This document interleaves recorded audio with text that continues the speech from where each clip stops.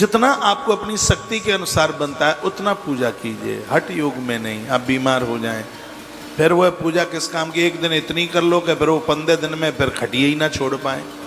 कभी कभी ऐसे हठ योग में आ जाते हैं। उपवास तब ही करो जब शरीर स्वीकार करता है। अब 2 दिन उपवास कर लो, 1 महीने बीमार पड़े रहे तो ऐसा उपवास क्या करेंगे उसको करके। तो इसमें क्या सुंदर लिखा है, वर्णन नित्य पूजा यथा शक्ति। पूजा रोज करें और अपनी शक्ति के अनुसार करें। उपवास करें अपनी शक्ति के अनुसार करें। तीर्थ यात्रा करें उसको अपनी शक्ति के अनुसार करें। जितना तुम्हारा शरीर झेल रहा है उतना करें। किसी ने कहा था कि खड़े होकर के जब कर लेंगे तो उसका कुछ भी नहीं मिलेगा। हमने यहां तक पढ़ा है कि बैठ करके जप कीजिए। बैठे नहीं बनता है तो घुटना तोड़ करके जप कीजिए।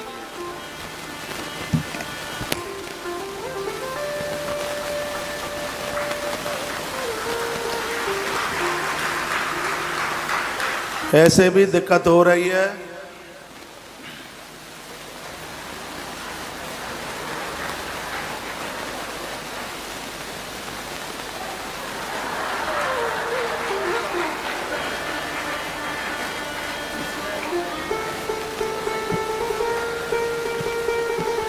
ऐसे भी दिक्कत हो रही है।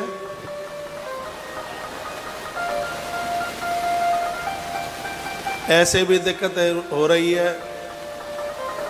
कमर पर हाथ लगा के इसमें भी दिक्कत हो रही है।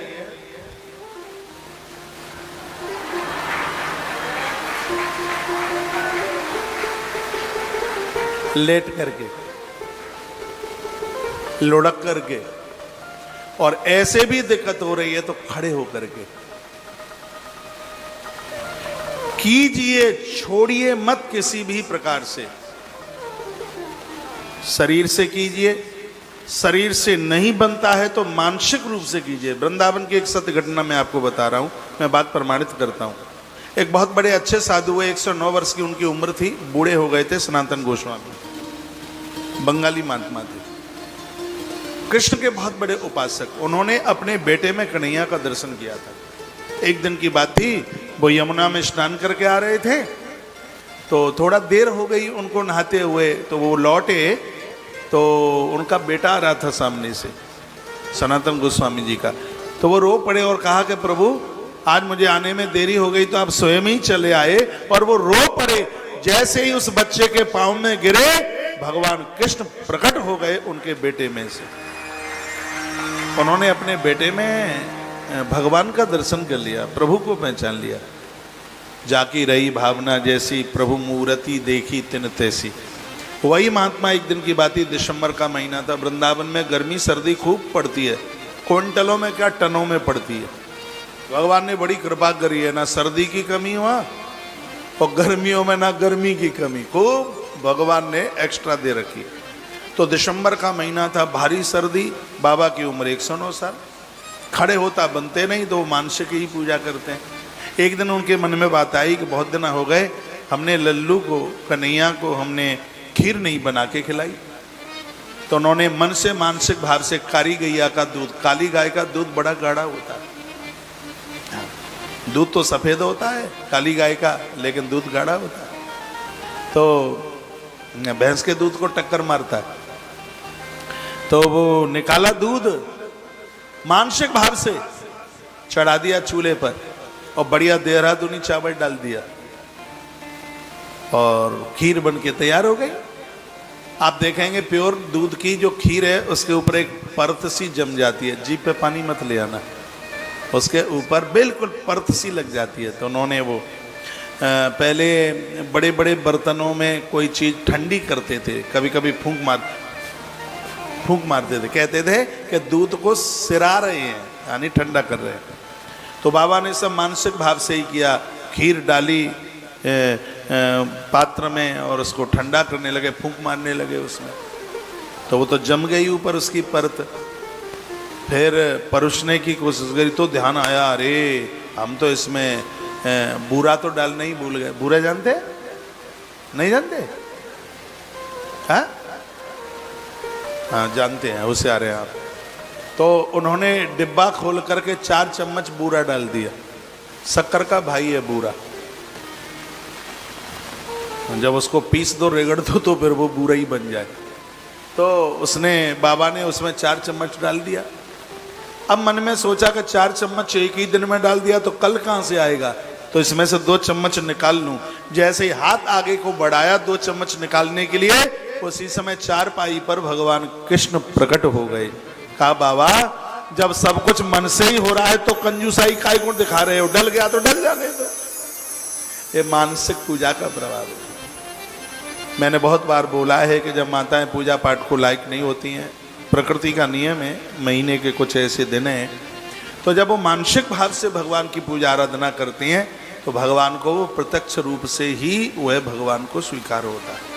उसमें मन मायूस ना करें कि ये हर महीने ऐसी दिक्कत हो जाती। क्या है भाई, बच्चों की अपनी मस्ती है। अरे बचपना तो लगता है कि फिर लौट के आ जाए दोबारा, लेकिन आएगा थोड़े ही। बोल बांके बिहारी लाल की जय हो। श्री हनुमान जी महाराज की जय हो। जय जय श्री राम जय जय। शरीर काम नहीं करता है तो मानसिक भाव से कीजिए। लिखा नित्य पूजा यथा शक्ति से पुराण में लिखा, जैसी आपकी शक्ति है उस हिसाब से नित्य कीजिए, नियम को पूरा कीजिए, भावना के साथ कीजिए, उसे आनंद हो जाएगा। चल लेंगे तो 16 रूप चारक है। देवता ते प्रसन्न होते हैं जब 16 रूप से उनकी पूजा की जाती है। पूजा के 16 प्रकार है ना, उसको षोडशोपचार पूजा कहते हैं। सबसे पहले इसको पाद्योपाद्यम हस्ते अर्घ मुखे आचमनियम सर्वांग स्नानियम समर्पयामि। 4 बार जल छोड़ो, पानी छोड़ दिया गया है, आसन दे दिया गया है पहले, फिर जल छोड़ दिया गया, जल के तत्पश्चात फिर उनको वस्त्र प्रदानित कर दिया गया है, और वस्त्र के तत्पश्चात फिर चंदन है, रोली है, तो वो कपड़ा पहन के ही चंदन वंदन लगाया जाता है। और रोली के ऊपर चावल, रोली के ऊपर चावल। माताओं, जब भी भाई दूज को भाई का तिलक करो, आप किसी पंडित जी महाराज का आप तिलक करें तो उस रोली के ऊपर चावल यदि लगाया है तो वो चावल वंश वृद्धि का कारक बन जाता है। चावल का इतना बड़ा महत्व है। रोली के ऊपर बच्चा पढ़ने को जा रहा है, जून जुलाई में पहले ही दिन जा रहा है, तो ये काम आप करें। बच्चे के भाल पर तिलक, रोली, उसके ऊपर चावल, और एक कांसे के पात्र में सरसों का तेल, उसमें बच्चे का प्रतिबिंब दिखा करके और उसको किसी पेड़ की जड़ों में डाल दीजिएगा। पूरे साल भर बच्चे को ना तो बुखार आएगा, ना उसके सिर में दर्द होगा, ना उसको किसी भी प्रकार की दिक्कत होगी। इसको कहते हैं छाया पात्र, ज्योतिष में इसको कहते हैं छाया पात्र। उसको कोई किसी के ऊपर नजर, जादू, टोना टोटका कुछ भी नहीं होगा, बिल्कुल भी। फिर उस बच्चे को भेजिए। जिनका बेटा फौजी है या जिनका घरवाला फौजी है, मिलिट्री में है, जब वो जाता है तो उसके माथे पर खड़ा टीका किया जाता है और वो अंगूठे से किया जाता है, बिठाया जाता है। यह वर्णन है। घी की जोत है दाहिने हाथ पर जलाई जाती है, तेल की जोत है बाएं हाथ पर जलाई जाती है। ये पूजा के प्रकार हैं। इस स्थिति से पूजा की जाती है, आनंद होता है। दूर्वा के बाद बेलपत्र चढ़ाया जाता है, बेलपत्र के बाद पंच गुलाल चढ़ाए, षोडशोपचार में आता है ना। उसके तत्पश्चात है दिया दिखाया जाता है। धूप भी 16 उपचार में आती है। ये अगरबत्ती, ये बांस जलता है, अपराध होता है। 10 प्रकार से धूप बत्ती बनाई जाती है। मैंने पिछली किसी कथा में बोला है, वो धूप जलाई जा रही, टोटा टोन का कुछ भी नहीं रहता। धूपदानी आती है ऐसी, उसमें धूप जलाइए और आरती के साथ साथ घर में उसको भी घुमाइए। तो दिया धूप, इसके तत्पश्चात हाथ धोए जाते हैं। उसके बाद भोग लगाया जाता है। आप घर गृहस्थी वाले आदमी हैं, दिन में एक बार भोग तो भगवान का अन्न का लगाइए, भोग की जरूरत नहीं पड़ती है। रात्रि को दुग्ध का भोग, 2.25 फीट की कोई भी प्रतिमा है उसमें प्राण प्रतिष्ठा करानी पड़ती है। तो जो चल प्रतिमाएं हैं वो बहुत ज़्यादा बड़ी नहीं होनी चाहिए। बहुतों को मैंने देखे लड्डू गोपाल इतने बड़े होते हैं और इससे भी बड़े होते हैं। आप रखें तो उसकी साधना भी तो तगड़ी है भाई, उनको प्राण प्रतिष्ठित कराना पड़ेगा। और घर गृहस्थी में कोई देव प्रतिमाएं प्राण प्रतिष्ठित नहीं करानी ही नहीं चाहिए, क्योंकि उस हिसाब से आप पूजा नहीं कर पाएंगे, और पूजा नहीं कराएंगे तो प्राण प्रतिष्ठित प्रतिमा को न पूज पाएँ तो फिर बड़ा अपराध हो जाता है। इसी से पुराण में लिखा है कि मंदिर बनाना बड़ा सरल है, लेकिन मंदिर में पूजा चलती रहे ये बहुत ज़्यादा कठिन। आज इस देश में कितने मंदिर हैं जो बिल्कुल खंडर पड़े। नए मंदिर को बनाने का बहुत बड़ा महत्व है, लेकिन पुराने का जीर्णोद्धार कराने का भी एक बहुत बड़ा महत्व है। आपकी तरफ से मंदिरों में अखंड ज्योत जलती रहे, पुजारी को तनख्वाह दक्षिणा निकलती रहे, किसी पुजारी को किसी मंदिर में रख दें, बहुत अनंत गुना उसका फल है। आज मंदिर बंद पड़े हुए हैं, कोई संभालने वाला नहीं है, कोई देखने वाला नहीं है। बोलिए भक्तु वत्सल भगवान की जय हो, श्री हनुमान जी महाराज की जय हो। तो जो चल प्रतिमा है वो तो ऐसे होने चाहिए कि अपने थैला में डाल करके आप जहां जाएं वहां लेकर के आप जा सकें। किसी ने कहा कि महाराज जी हम अपने थैले में भगवान को कैसे रखें, उनकी तो सांस बंद हो जाएगी। यह हमारी भावना है, सांस बंद हो जाएगी। वो जब सब दुनिया को श्वास दे रहा है उसकी श्वास कभी भी बंद नहीं हो सकती।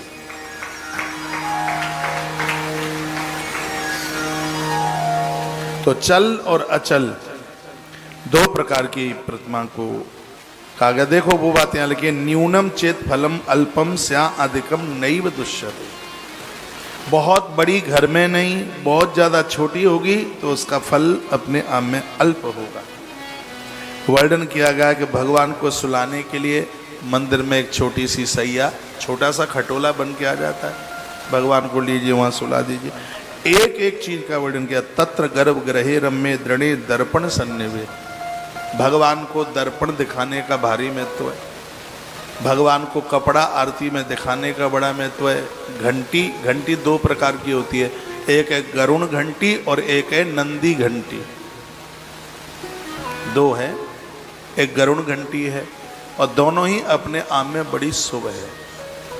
ज़्यादातर ऐसे भगवान शंकर के पुजारी लोग नंद घंटी को, नंदी घंटी को रखते हैं और बहुत लोग गरुण घंटी को रखते हैं। दोनों ही प्रभावशाली हैं। घंटी पूजा में होनी चाहिए।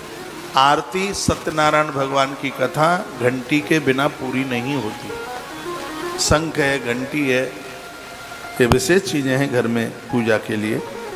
भूषते नवरत्न ईशा दिगत द्वरे च प्रदानी कही। नवरत्नों की बात मैंने आपके बीच में कही गई है। कही है, लोग चक्कर में पड़ जाते हैं कि महाराज जी एक से ज़्यादा कैसे शिवलिंग घर में रखें। वो भी मैं आपको बता दूं,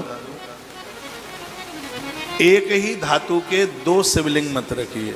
जैसे दो पारद के, दो मोतियों के, दो नीलम, दो वैदुर्य, उसके लिए उसको निषेध कहा गया है। ऐसा एक नर्मदेश्वर है जिसको एक से अनेक पिंडियां आप अपने मंदिर में अपनी पूजा में रख सकते हैं।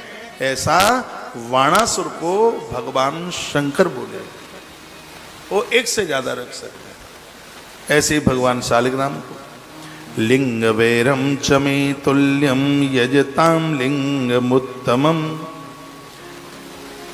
तस्यालिंगम परम पूज्यम वेरादपि मुमुक्षुभि।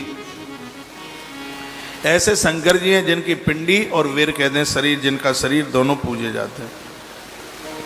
लिंग ओंकार मंत्रेण वैरम पंचाक्षरेण तू। कितना सुंदर श्लोक है। इसमें वर्णन है कि जब आप शंकर जी को निला रहे होते हैं तो हर क्षण हर पल आपको पंचाक्षर मंत्र जपने का पुण्य तत्काल प्राप्त होना शुरू हो जाता है। शिवलिंग हाथ में पकड़ते ही बिना जप करते हुए ओम नमः शिवाय का फल प्राप्त हो जाता है। इतना बड़ा वाइब्रेशन है शिवलिंग में, इतना बड़ा करंट है कि इसका सीधा असर आज्ञा चक्र पर। आप कभी भी शिवलिंग को टच करके देखिए, पूरे शरीर में वाइब्रेशन हो जाएगा। पिंडी का इतना बड़ा प्रभाव हम लोगों ने अनुभव करके देखा है, आप करके देखना। उसको टच करते ही, उसको छूते ही पूरे शरीर में वाइब्रेशन होगा, एक कंपन टाइप का होगा। इसमें वो ऊर्जा है जो हमारे हार्ट को मजबूत कर देती है, हमारे स्वास्थ्य को मजबूत कर देती है। ये तो वैज्ञानिक लोग मान गए। अभी पिछले दिनों में एक अखबार में छपा हुआ था कि डॉक्टरों के पास में वो दवाई नहीं है मरीज को बचाने के लिए जो महामृत्युंजय मंत्र के पास में जो जीवन दान करने का जो उपचार है। एक अमेरिका के किसी डॉक्टर्स ने उन्होंने ये बात कही थी, बहुत अखबारों में छपा था। ये सब चीजें श्रद्धा की हैं। लिंग ओंकार मंत्रेण वैरम पंचाक्षरेण तु स्वमेव ही सद्यरव्यय प्रतिष्ठाप्य परैरपि। भगवान को नहला रहे हैं, स्नान करा रहे हैं, श्रृंगार कर रहे हैं, भगवान का भोग लगा रहे हैं, तो उसमें पूरी श्रद्धा हो। इति शास्त्र तथा से सौ तत्रैवांतरिता सेवा। सूर्य महाराज सोनक ऋषियों को एक कथा सुना रहे हैं, आनंद हो रहा है। प्रसंग को आगे के लिए बढ़ाया का यत्र प्रतिष्ठितम येन मदीयम लिंगमीदृशम तत्र प्रतिष्ठता सोहम प्रतिष्ठोपि वत्सुको। इस श्लोक में लिखा हुआ है कि मनुष्य जीवन मिला है, इस शरीर से कहीं न कहीं एक भगवान महादेव की पिंडी की स्थापना एक परिवार से होनी ही चाहिए। शंकर जी के शिव पिंडी की स्थापना भारी महत्व है उसका। ऐसा बताते हैं कि जब मुर्दा मरघट की तरफ जाता है तो उसको भूत प्रेत खींचते हैं, अपनी टोली में लेते हैं। लेकिन जिसके कंठ में तुलसी है, रुद्राक्ष है, मुख में गंगा जल है, श्रीमद् भगवत गीता का पाठ, रुद्राष्टक का पाठ जिसने किया है, भूत प्रेत दूर खड़े रहते हैं, उसकी बॉडी को टच नहीं करते। इसलिए मैं इतना जोर देता हूं, तुलसी पहनो, रुद्राक्ष पहनो। थायराइड को खत्म कर देता है तुलसी का पत्ता, नीम का पत्ता गंजापन रोक देता है। ये जो सिर के जो बाल टूट रहे हैं ना, चांदे गंजी हो रही है, नीम की पत्तियां इस बीमारी को खत्म कर देती है। बस ध्यान रखा जाए कि गर्भिणी नारी नीम की पत्तियां ना ले, वो इस बात को ध्यान में रखे। नीम की पत्तियां बड़ी प्रभावशाली हैं। तुलसी की पत्तियां थायराइड को खत्म कर देती हैं, नीम की पत्तियां मधुमेह को तो खत्म करती ही हैं, और भी इसके तमाम प्रकार के खाज खुजली है, त्वचा रोग है, इन सब को वो समाप्त कर देती है। छोटे छोटे उपचार हैं, प्रभाव बहुत ज़्यादा है उसका। लिंगम प्रधान्यतस्ताप्यम तथा वीरतु गौड़कम। लिखा है लिंगान भाविन तक क्षेत्रम सवे रही मपि सर्वता। जिस व्यक्ति के द्वारा देवालय बनाए गए हैं, देवता उन लोगों के घर को छोड़कर कभी नहीं जाते। मंदिर बनवाना बहुत पुण्य है। ईश्वर की स्थापना करना, धर्म को आगे विस्तार करना, ये बहुत बड़े पुण्य की बात है। सब लोगों से संभव नहीं हो पाता, ना बनवा पाए तो कहीं बन रहा है आपके गली मोहल्ले में, आपके क्षेत्र में, आपके शहर में, उसमें एक मुट्ठी बंद करके योगदान जरूर कीजिए उसका। मंदिर नहीं बनवा सकते हैं तो जहाँ मंदिर बन रहे हैं उनमें योगदान तो आप कर सकते हैं। यदि किसी जैनी भाई को ये पता चल जाए कि जैन मंदिर बन रहा है, बहुत ध्यान से सुन लीजिएगा ये बात, उसे ये पता चल जाए कि जैन मंदिर बन रहा है, भले ही घर के बर्तन गिरवी में रखने पड़े, वो जैन मंदिर बनने में कुछ न कुछ सहयोग जरूर करेगा। ये उसकी धमनियों में। कहीं गुरुद्वारा बन रहा हो, सिख भाई को यह पता चल जाए कि गुरुद्वारा बन रहा है, भले ही उसके पास रोटी खाने को ना हो, भले ही उसको पुराना पजामा बेचना पड़े, वह उस कपड़े को बेच देगा, गुरुद्वारे के निर्माण में सहयोग जरूर करेगा। क्यों तो आते हैं, कंठ है इनको बिल्कुल, और बातें ले लो लंबी चौड़ी, मंदिर में नहीं जाएंगे। लिखा है तत्क्षेत्रम सवेरे, बातें नहीं पता होगी आपको, सुन ले। और मंदिर के पास नल टोंटी लगी हुई है, उसमें से फिर एक भर ले, और वो भगवान महादेव के ऊपर। मैं आपको निवेदन करूंगा, जब शंकर जी की पिंडी के ऊपर जल चढ़ाया जाता है, सुन लीजिए, तो सबसे पहले गणेश जी के ऊपर कुछ बूंदें गणेश के ऊपर चढ़ाई जाती हैं, यदि वहाँ गणेश पंचायतन यदि वहाँ है। पंचायतन आप जानते हैं? पंचायतन, शिव पंचायतन। एक है पंचदेव पूजा, एक है पंचदेव और एक है शिव पंचायतन। पंचदेव में तो आता है गणेश जी है, दुर्गा जी हैं, सूर्य भगवान है, सालराम भगवान है, नर्मदेश्वर है, ये पंचदेव है। शिव पंचायतन क्या है? शिव पंचायतन में बीच में पिंडी है, पीछे नंदी, पीछे कार्तिकेय हैं, आगे नंदी हैं, इधर माता जी है, इधर गणेश जी, इधर गणेश जी, उसे शिव पंचायतन कहते हैं। तो थोड़ा सा जल डाल करके फिर आप भगवान शंकर की पिंडी से पूरी चीजें आप आरंभ करें। फिर कल हम इधर पूजा कर रहे थे, इधर पहला पूजन में तो ये करें, फिर बाद में और जितनी बार आप पूजा करें, जैसे आरंभ करते हैं तो उसकी स्टार्टिंग शुरुआत है तो गजानंद से, वो गणेश से होती है।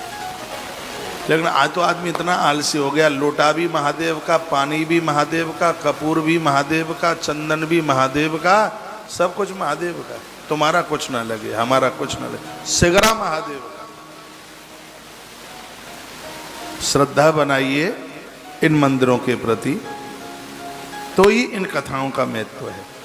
द्वितीय स्थापिते लिंगे मदेक्यम फलमेव ही, द्वितीय स्थापिते लिंगे। भगवान कहते हैं कि जिसने एक लिंग की स्थापना करी है उसको मैं धरती की सौदा दे देता हूँ, और जिसने दूसरे शिवलिंग की स्थापना की है उसको मैं अपनी भक्ति दे देता हूँ, और जिसने अपने जीवन काल में तीसरे शिवलिंग की स्थापना करी है उसको तो मैं अपने आप को ही उठा के दे देता हूँ, कह देता हूँ चल अब मैं तेरा। ये वर्णन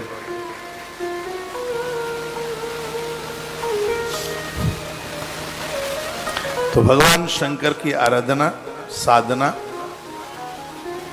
सबका बड़ा वर्णन किया गया है। एक मंत्र आप जपते हैं, ओम नमः शिवाय, इसके व्याख्यान का वर्णन किया है। इसमें ओम है, ओम की संधि विच्छेद करेंगे तो बनेगा आ उ मा, और अर्धचंद्राकार और उसके अंदर बिंदु, इसको ओम कहते हैं।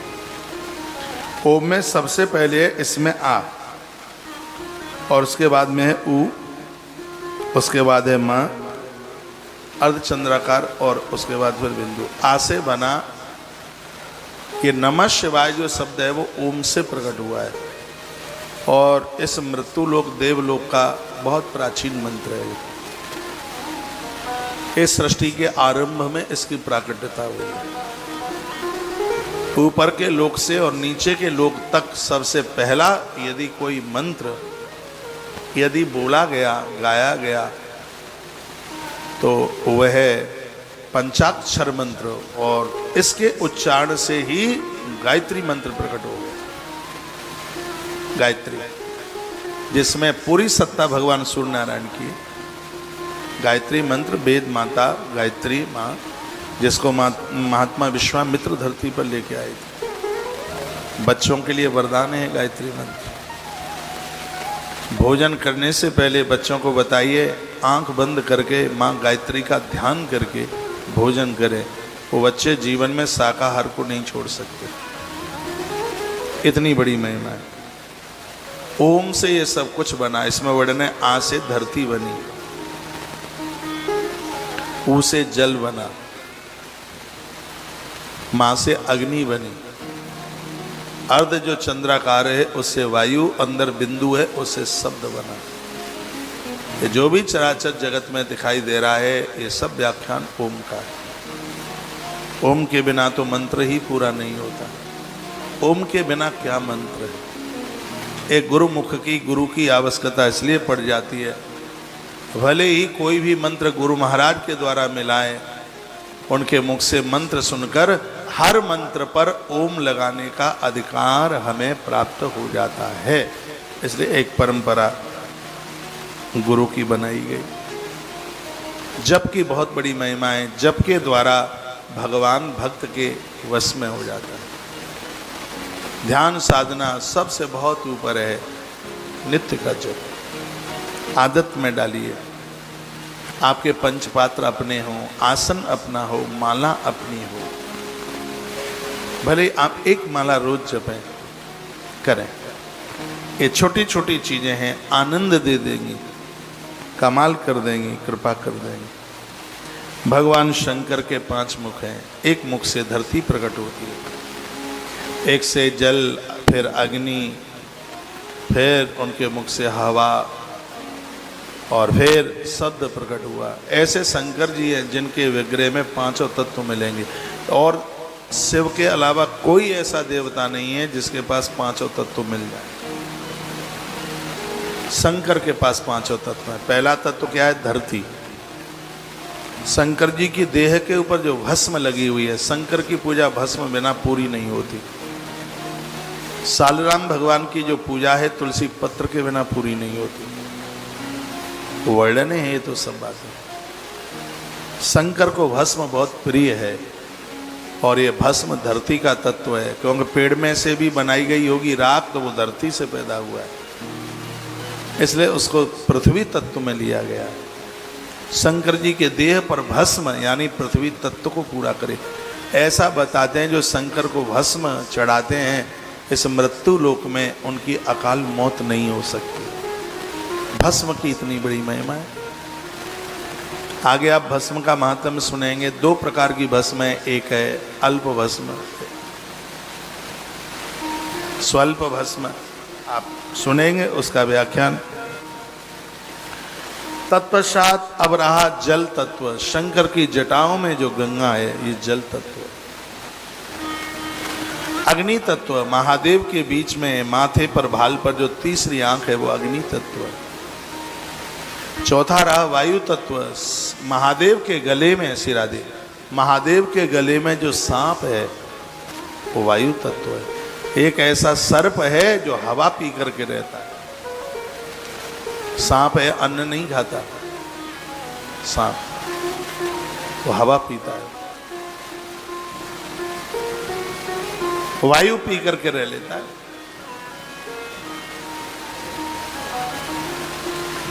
और शंकर जी के पास जो डमरू है, उसमें से आवाज आती है, वो आकाश तत्व है, उसमें से शब्द निकलता है।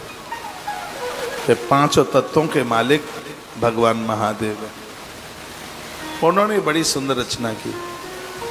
जिसकी रचना इतनी सुंदर, वो कितना सुंदर होगा।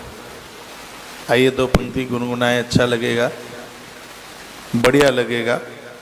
दुनिया के बन जाओ अच्छी बात है, लेकिन परमात्मा के बन जाओ तो ये सबसे अच्छी बात है। जो भगवान के बन जाते हैं, पूरी दुनिया उनकी अपने आप बन जाती है। जा पर कृपा राम की होई, ता पर कृपा करे सब।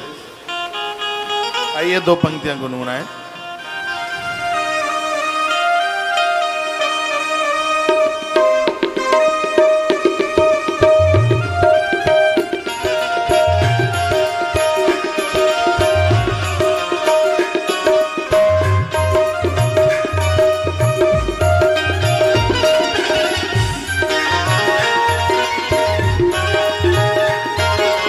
राधे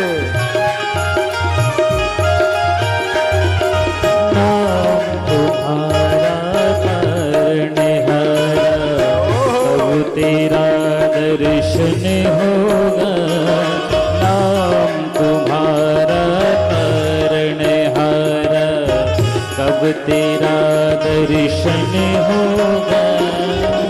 जिसकी रचना इतनी सुंदर, वो कितना सुंदर होगा। नाम तुम्हारा तारणहारा, जाने कब दर्शन होगा। जिसकी रचना इतनी सुंदर वो कितना सुंदर होगा, नाम तुम्हारा तारनहारा।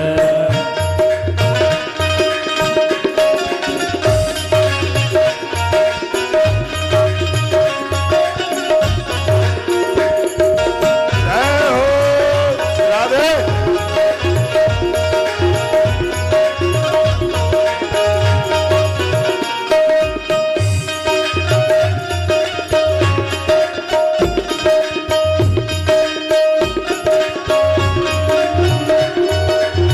तुमने सारे लाखों प्राणी मैं संतों की वाणी है। तुमने तारे लाखों प्राणी मैं संतों की वाणी है। तेरी छवि पर ओ मेरे भगवन ए दुनिया दीवानी है। भाव से तेरी पूजा रचाऊं, जीवन में मंगल होगा। जिसकी रचना इतनी सुंदर वो कितना सुंदर होगा, नाम तुम्हारा तारनहारा।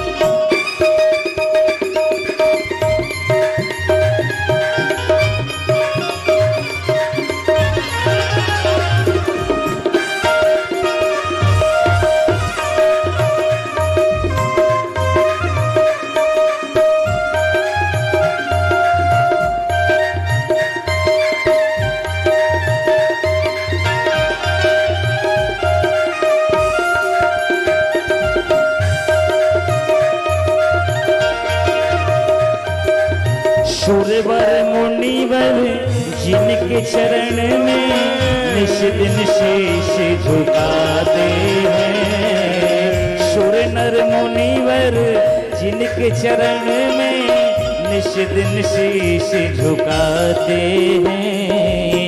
जो गाते हैं प्रभु की महिमा वो सब कुछ पा जाते हैं। अपने कष्ट मिटाने को तेरी चरणों का वंदन होगा।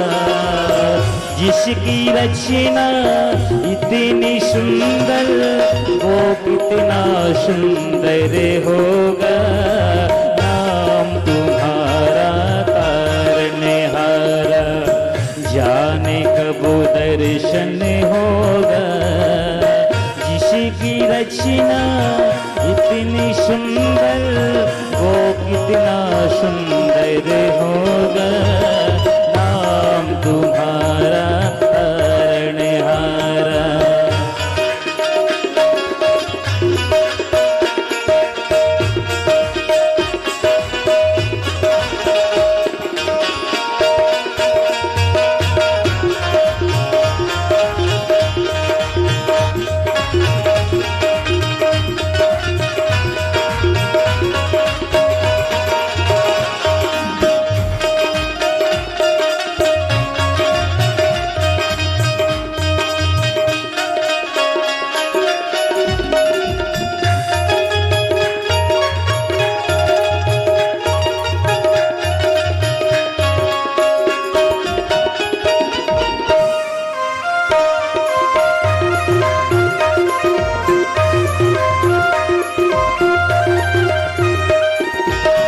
तुमने तारे लाखों प्राणी ए संतों की वाणी है।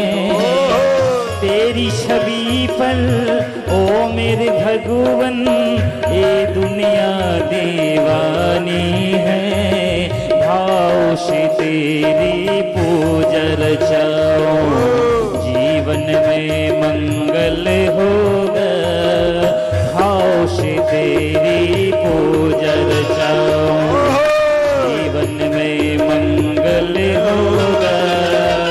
जिसकी रचना इतनी सुंदर वो कितना सुंदर होगा। तुम्हारा तारनहारा जाने कब दर्शन होगा। जिसकी रचना इतनी सुंदर वो कितना सुंदर होगा। नाम तुम्हारा तारनहारा जाने कब दर्शन होगा। जिसकी रचना इतनी सुंदर वो कितना सुंदर होगा। नाम तुम्हारा तारनहारा, नाम तुम्हारा तारनहारा, नाम तुम्हारा तारनहारा, नाम तुम्हारा तारनहारा, नाम तुम्हारा तारनहारा, नाम तुम्हारा तारनहारा, नाम तुम्हारा तारनहारा। महादेवा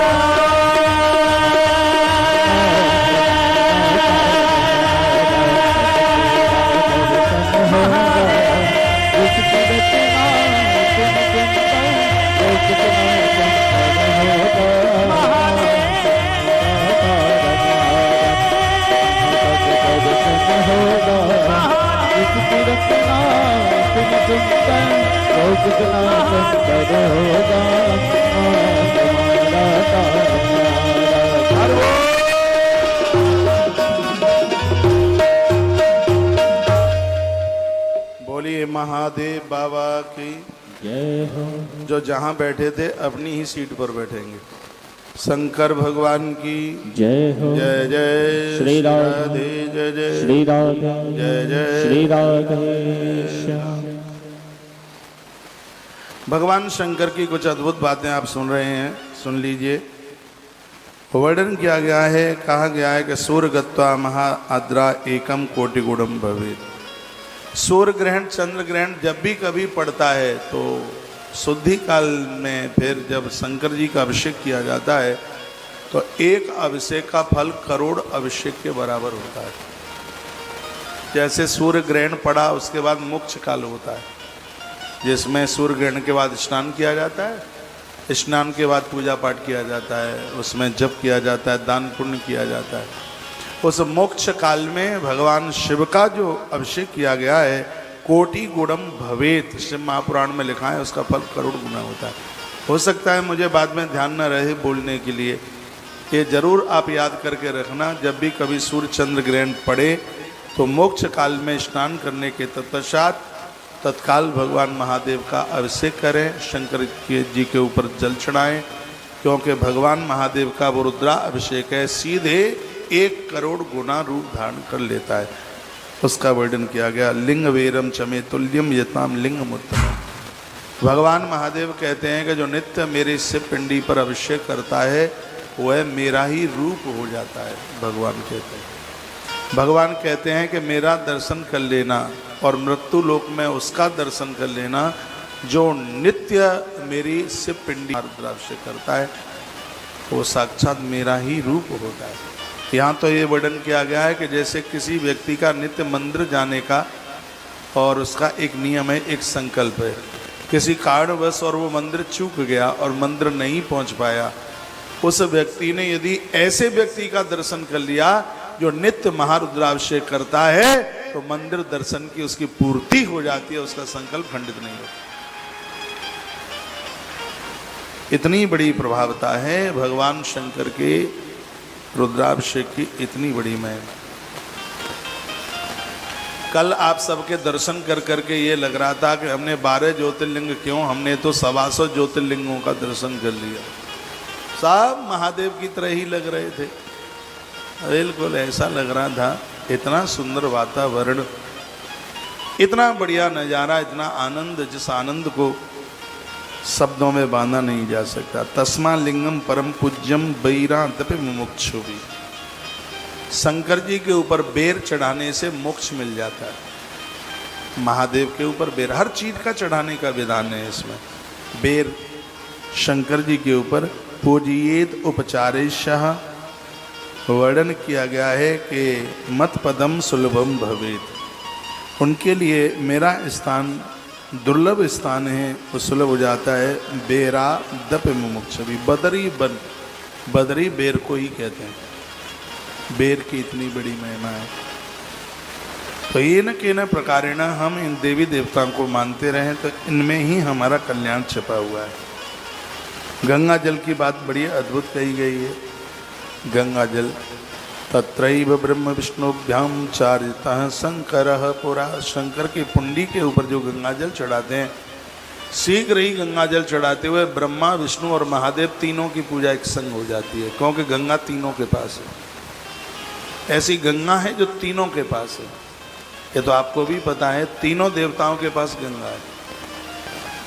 ये तो आप जानते ही हैं, मैं व्याख्या क्या करूं। तीनों के पास गंगा है। नहीं है? आप बताइए। नहीं है? है। एक के कमंडल में गंगा है, एक के चरणों में गंगा है और एक की जटाओं में गंगा है। गंगा तीनों के पास है। जिसके कमंडल में गंगा है वो बहुत बड़ा पंडित है,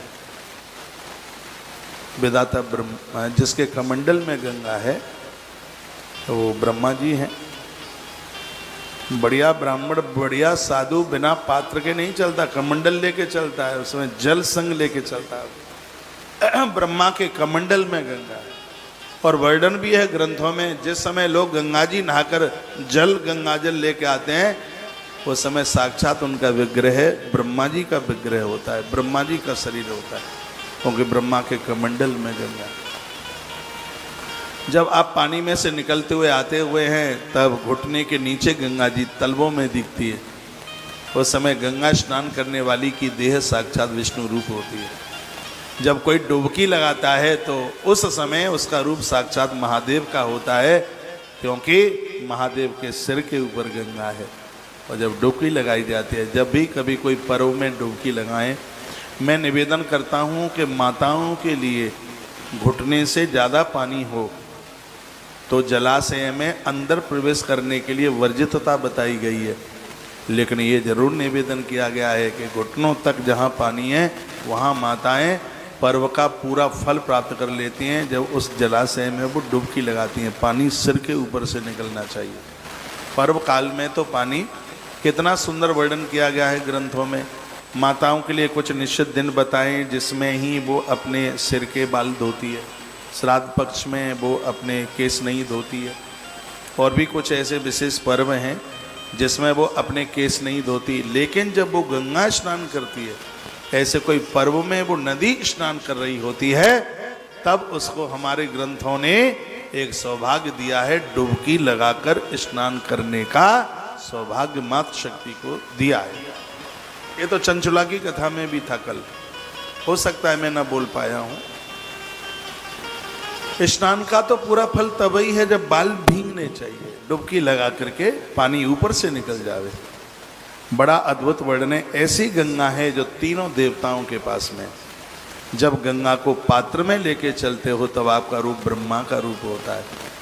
जब आप निला रहे होते हो भगवान को गंगा जल से, आप विष्णु के रूप में, क्योंकि भगवान नारायण महादेव को रोजाना गंगा जल से स्नान कराते हैं और एक कमल का फूल, भगवान नारायण महादेव को रोज कमल का फूल चढ़ाते हैं। ग्रंथ में तो ये लिखा है कि 1000 फूल चढ़ाते हैं नारायण महादेव को, कमल के फूल 1000 फूल।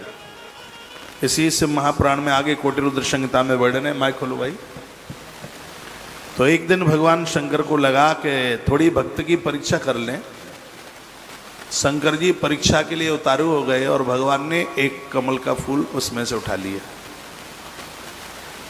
अब नारायण चढ़ा रहे थे तो लास्ट में वो एक फूल कम पड़ गया। भगवान ने देखा कि ये फूल कहाँ चला गया, ये तो मेरा संकल्प खंडित हो रहा है, अब कहाँ जाऊं। तो भगवान को लगा कि मेरी आंखें भी कमल जैसी ही हैं, साधुओं ने बहुत बार कहा है मुझसे, तो क्यों नहीं संकल्प की पूर्ति के लिए मैं अपनी एक आंख महादेव के ऊपर चढ़ा दूं। ऐसा आप मत कर बैठना। हाँ, तो भगवान नारायण ने जैसे ही आंख निकालने के लिए हाथ आगे के लिए बढ़ाया और उसी समय पिंडी फाड़ कर भगवान महादेव प्रकट हो गए।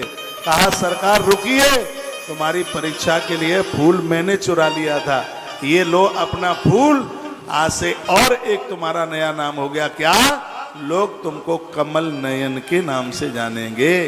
कमल के लिए तुमने अपना नयन निकालने की कोशिश करी, आज से तुम्हारा नाम कमल नयन होगा। नारायण को ये नाम कमल नयन है, ये भगवान शंकर ने ही तो। राम जी ने तो गंगा जल चढ़ाते, नारायण गंगा जल से भगवान महादेव की पूजा करते हैं।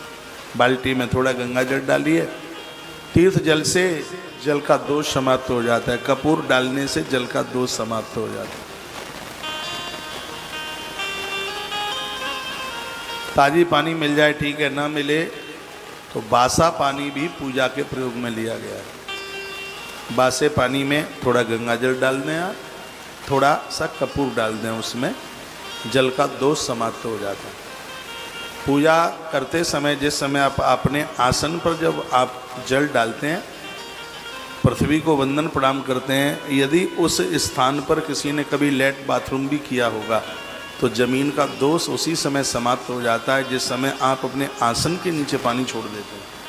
पृथ्वी त्वा धृतालोके, धरती माता को वंदन प्रणाम करके फिर ही तो आसन लगा के पूजा में फिर बैठते हैं। उस जमीन का, उस स्थान का दोष समाप्त हो जाता है। तो बड़ा अच्छा वर्णन देखो, कितना सुंदर लिखा है। शिवरात्रि ऋतुख्याता तिथि रेशा मम प्रिया। ये शिवरात्रि तो कल निकल गई है, लेकिन भगवान शंकर जी ने जो अद्भुत बातें कही हैं, कहा कि वो मेरे अपने परम हो जाते हैं, जो मेरा उत्सव मनाते हैं, मेरी शिव महारात्रि मनाते हैं। भगवान बोले मेरे निमित्त दान करते हैं। सौनक ने सूत जी महाराज को पूछा, आप बताएं शंकर जी कौन से दान से प्रसन्न होते हैं? महादेव। महादेव कैसे करे देवता? अन्नदानस्य विज्ञेयं भूर्लोके परजन्मनि। ये कुछ बातें लिख लोगे तो आपके काम में आ जाएंगी। एवं सतेभ्यो विप्रेभ्यो भानुवारे ददन्नर सहस्रवर्षमारोग्यम सर्वलोके समश्नते। हाँ हाँ, आनंद हो गया। इसमें वर्णन किया गया है, जो रविवार के दिन 100 ब्राह्मणों को भोजन कराता है वह कभी रोगी होकर मौत को प्राप्त नहीं होता। ये शिव पुराण में लिखा हुआ है। रविवार के दिन सूर्य देवता का दिन है, जो रविवार के दिन स्पष्ट लिखा है अन्नदानस्य विज्ञेय भूर्लोका परजन्मनि अन्न दत्त्वा शतं वर्ष आरोग्यादिमसुन्नते सहस्रवर्षम आरोग्यम सर्वलोके समन्विता एवं सतेभ्यो विप्रेभ्यो भानुवारे तदन्नरा। भानुवार कहते हैं रविवार को, इतवार को। उस दिन यदि 100 ब्राह्मणों को भोजन करा दिया जावे तो व्यक्ति बीमार होकर मौत को प्राप्त नहीं होगा। ऐसा सूत महाराज सोनक्षियों के माध्यम से हमें और आपको बता रहे हैं, वर्णन कर दिया गया। सोमवार आदि वारों में अन्नदान के फल की महिमा बताई गई। अन्नदान करने से मनुष्य को दूसरे जन्म में उसे पुनः भूलोक की प्राप्ति होती है, वो भूत प्रेत नहीं बनता। ये उपवास इसलिए तो किया जाता है, जिस दिन आपने रोटी छोड़ी है उस दिन का अन्न गरीबों के, जरूरतमंद लोगों के काम में आ जाए। उपवास की प्रथा इसलिए ग्रंथों में बताई। आपके भाग्य की 2 रोटी तो खा लेते होंगे एक दिन में, नहीं खा पाते? हाँ, ज्यादा बोल दिया है। आप तो खाते ही कहाँ हैं, बस सूंघ लेते हैं देवताओं की तरह। मैं तो कहूँगा कि 2 रोटी आप खाते हैं, व्रत वाले दिन 2 रोटी आपने छोड़ दी। एक उदाहरण के तौर पर उसका 1.5 गुना हिसाब लगा लो पूरे साल का। ग्रंथों में तो ये लिखा है कि आपकी बॉडी का जितना वजन है हर साल उतना अन्न जरूरतमंद लोगों के काम में पहुंचना ही चाहिए, उनके पेट में पहुंचे। आपको मालूम है तुलादान करने से रोग नहीं पनपते, आरोग्यता मिल जाती है, जीवन मिल जाता है। ये तुलादान की महिमा है हमारे ग्रंथों में, जिसकी बड़ी महिमा का वर्णन किया गया। यहाँ इस ग्रंथ में भी उसके लिए बड़ी सुंदर सुंदर बातें कही गई हैं। कहा गया है कि जो लोग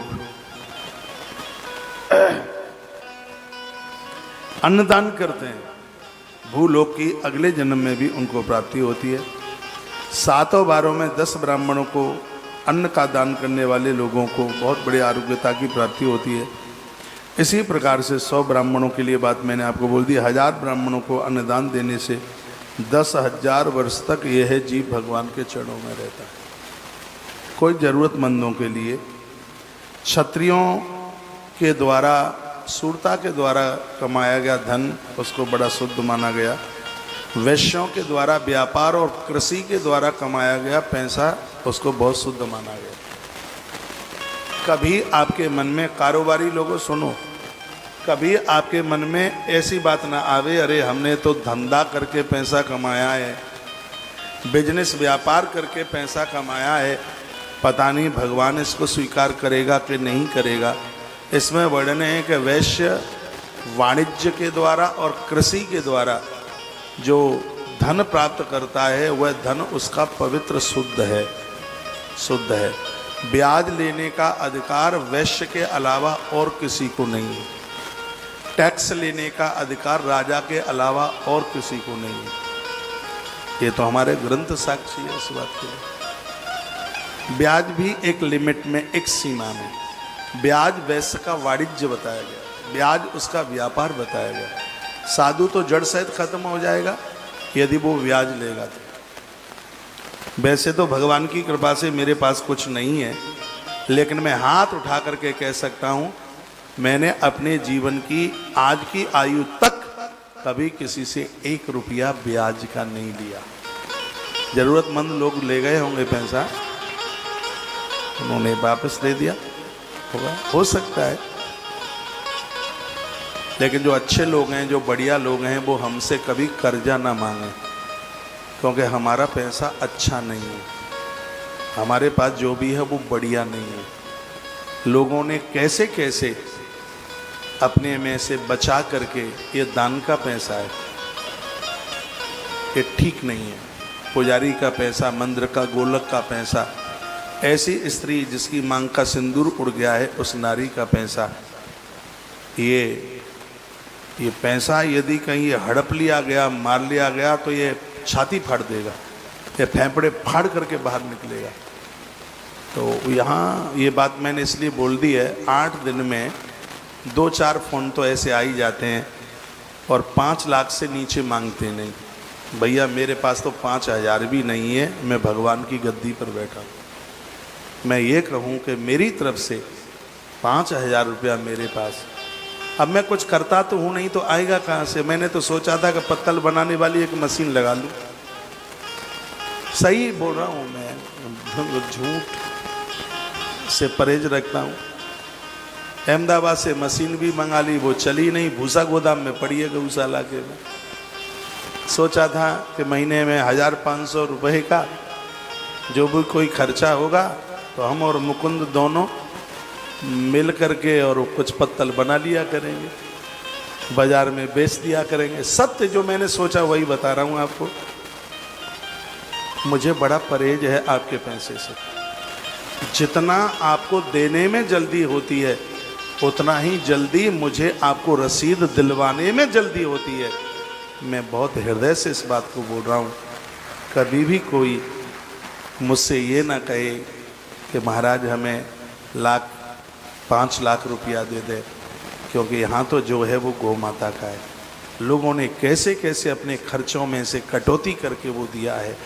वो पैसा धर्म के लिए बढ़िया है, वो और किसी के लिए वो कभी शुभ हो ही नहीं सकता, बढ़िया हो ही नहीं सकता। एक बार जयकारा भगवान के नाम का लगाइए, बोले बांके बिहारी लाल की, कोटेश्वर नाथ भगवान की। वैसे मशीन चालू हो जाती पत्तल बनाने वाली तो आप सहयोग कर देते। कोई दोना बनाता, कोई पत्तल बनाता, कोई उसका चरखा चलाता, लेकिन भगवान ने नहीं चाहा, वो नहीं चली। छोटी सी ली थी 76,000 रुपए की, रुपया और चला गया। जैसे तैसे तो इकट्ठा किया, वो चला गया पूरा, वो टूट टाट गई रास्ते में ही, वो बनी नहीं, चली नहीं। ये मैं आपको इस बात के लिए भी स्वस्थ करूंगा, इस देश में कहीं आपने मुझ जैसे आदमी के सामने जो भी कुछ रख दिया होगा, सौगंध भगवान की, वो भगवान के ही काम में लगा होगा, उसके लिए कहीं कोई दूसरी जगह नहीं। मुझ जैसे लोग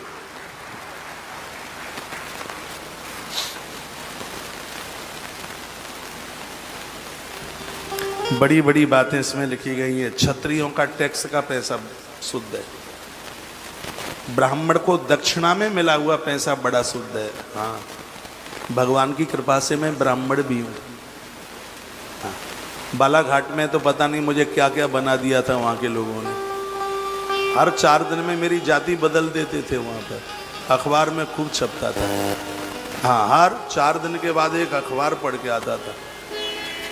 उस अनुष्ठान में मुझे 13 जाति वाला, मैंने कहा चलो ठीक है, लोगों ने मुझे बढ़िया बनाया हुआ, लोगों ने मुझे क्षत्रिय बनाया हुआ, लोगों ने मुझे कपड़े धोने वाला बनाया हुआ, हाँ, लोगों ने मुझे बाल काटने वाला बनाया हुआ। हाँ, मैंने कहा चलो ठीक है, ये सब चीज़ें, सब बातें मुझे मिल रही हैं, लेकिन ये सब चीज़ों से वो कोई और नहीं थे, वो ब्राह्मण लोग थे। शेर में आलस्य ना हो और ब्राह्मण में एक दूसरे को देख करके जलन ना हो, तो सतयुग को ब्राह्मण धरती पर उतार देगा, लेकिन ये जलता है दूसरे से, इसके अंदर बहुत बड़ी कमी रही। ये उसको देख करके खुश नहीं होता। मैं ब्राह्मण की बुराई नहीं कर रहा हूँ, मैं ब्राह्मण की पूजा करता हूँ, मैं उसे वंदन करता हूँ, मैं ब्राह्मण बच्चों के चरण छूता हूँ, इनके अंदर मैं ईश्वर का दर्शन करता हूँ। मेरा जन्म ब्राह्मण के घर में हुआ है, लेकिन ये मुझे कष्ट होता है, मुझे जहर 5 बार दिया गया, लेकिन भगवान की कृपा से मैं जिंदा हूँ। मुझ जैसा आदमी स्वप्न में भी कभी किसी का कुछ नहीं बिगाड़ता, स्वप्न में भी सोच भी नहीं सकता, बिगाड़ना तो बहुत होता, लेकिन नहीं हजम होता, बड़ी दिक्कत होती है, बड़ी परेशानी होती है। आचार्य राममोहन शास्त्री जी बोल रहे थे एक दिन, कहते हैं महाराज जी, आपके प्रवचन से ब्रह्मत्व के आदर में बहुत बड़ी ऊंचाई मिली है। मैं नजफगढ़ में था, दिल्ली में एक जगह पड़ती है नजफगढ़, एक दिन का प्रोग्राम था वहाँ, कौन सा था, ऋषियों का विज्ञान था, क्या था, ऐसा कुछ था, वो मेरी बहन बता रही है, ऋषियों का विज्ञान। तो वहाँ मैं एक मंदिर में गया था, 2-3 मंदिर में गया, एक खाटू श्याम मंदिर में गया, एक मंदिर में और गया था। तो हाँ, और एक बुलंद शहर में भी एक पुजारी जी बोले महाराज जी, मंदिरों में लोग आते ऊंट की तरह मुंह उठा करके चले जाते, लेकिन हम कुछ समय पहले से देख रहे हैं कि वो परिक्रमा लगाते हैं, पुजारी जी को प्रणाम करते हैं, कहते हैं टीका लगा दो, पाम छूते हैं, दक्षिणा देते हैं। हमसे नहीं रहा गया और हमने पूछ लिया कि पहले तो तुम कभी प्रणाम करते ही नहीं थे और आजकल तुम नीचे झुक करके प्रणाम करते हो, ये बात हमारी समझ में नहीं आई। तो उन्होंने कहा कि हमने कौशिक महाराज की कथा में सुना है, जो मंदिर के पुजारी को प्रणाम नहीं करता उसको मंदिर दर्शन करने का कोई फल नहीं है। ये मुझे पुजारी जी ने बात, लेकिन भाग्यहीन वो लोग हैं जो पुजारियों को नौकर मान लेते हैं, घर की सब्जी बज्जी मंगाएंगे पुजारियों से, पता नहीं वो पुजारी लोग भी कैसे हैं, लंपू चंपू, उनके बच्चों को स्कूल छोड़ने के लिए जाएंगे, वो तो अध्यक्ष है, मंदिर का प्रधान है, जाना पड़ेगा। अरे पुजारी को पुजारी के हिसाब से समझो, वो बाप दादाओं का नौकर नहीं है।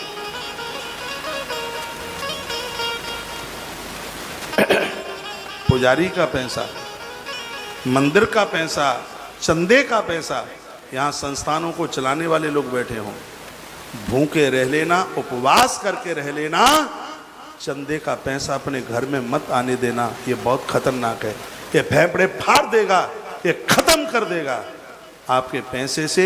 मुझे इतना भय है जितना कि अच्छे ब्राह्मण को शराब की दुकान से भय है, बढ़िया ब्राह्मण को जितना शराब की दुकान से भय, बिजली के तार से जितना भय है समझदार व्यक्ति को, मुझे आपके धन से उतना भय, अपने लिए, खुद के लिए,